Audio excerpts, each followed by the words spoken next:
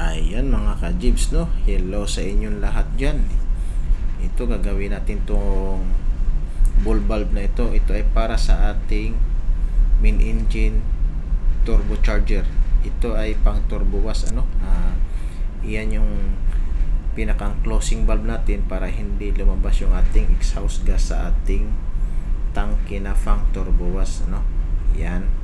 So bubuksan na natin mga ka-Jibs, no, kung ano ang mayroon problema dito sa valve na ito at kung bakit siya nagkaroon ng leak ng hangin ng ating exhaust.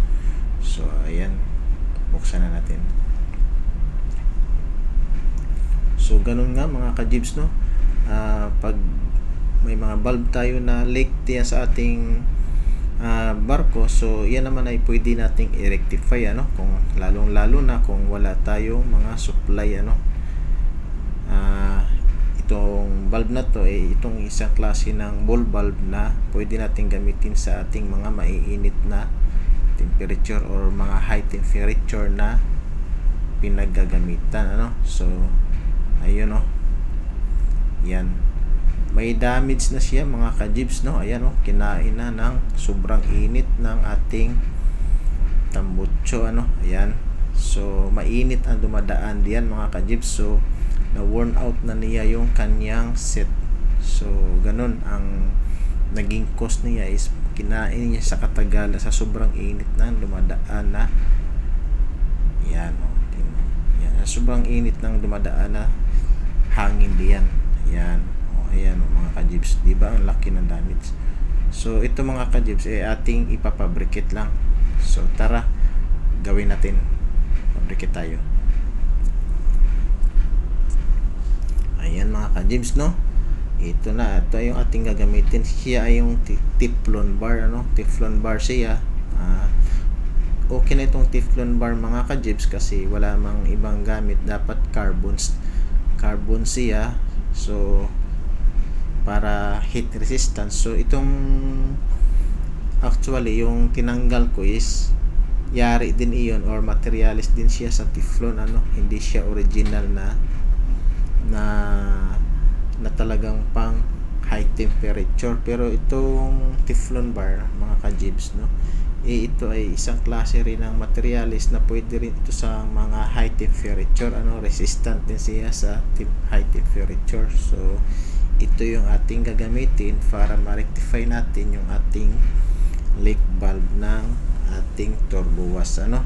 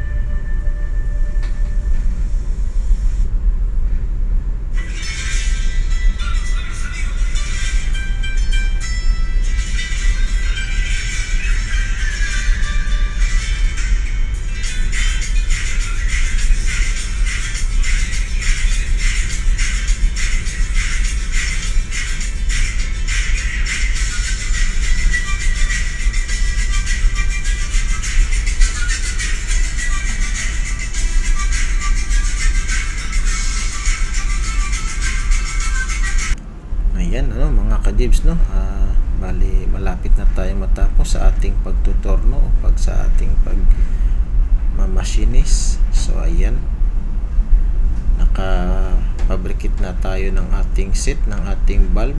So ayan mga ka-jibs, no. Yan lang ang available natin na materialis na pwede sa mga maiinit or pwede natin gamitin sa high temperature. Yan si ating Teflon bar, ano. So yan mga ka-jibs, no. Ma-remind ko lang na bilang isang fitter ng barko, dapat mayroon kang idea kung paano gumamit ng ating lit machine, ano, dahil mayroon talagang pagkakataon, lalong-lalo na kung mga parts na wala tayong supply. So kung kaya namang gawin ng ating lit machine, so bilang isang fitter, responsibilidad mo yung mag-fabricate, no. So ayan, no, mga ka-jibs, no, kailangan na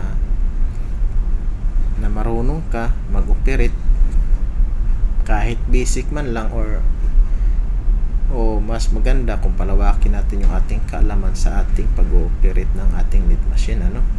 So ayan mga ka-jibs, no, atin ang puputulin yung ating ginawang set para matapos na tayo sa ating pagtutorno, ano. Ayan, pinuputol ko na siya mga ka-jibs, no. So makikita natin kung ano ang resulta nito sa ating ginagawa.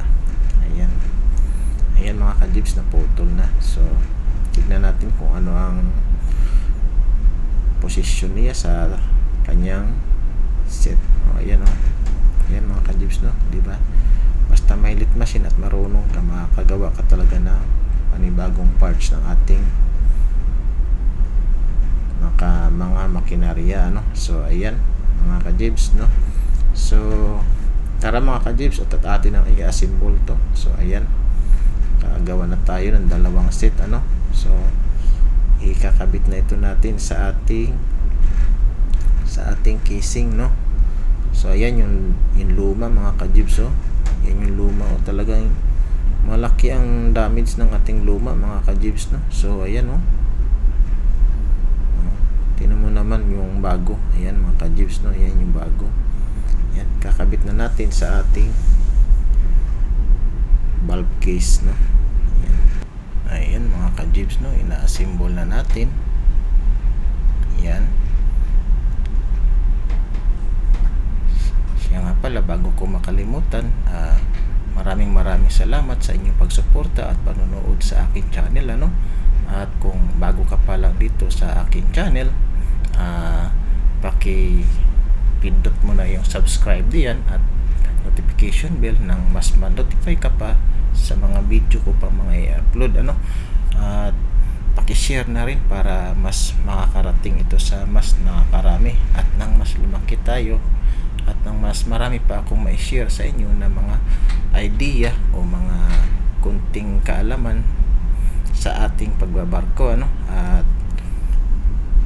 At maraming salamat sa inyo, at hanggang dito na lang mga ka-jibs. I love you all, at sana hindi kayo magsawa sa pagsuporta sa akin. Okay, ciao.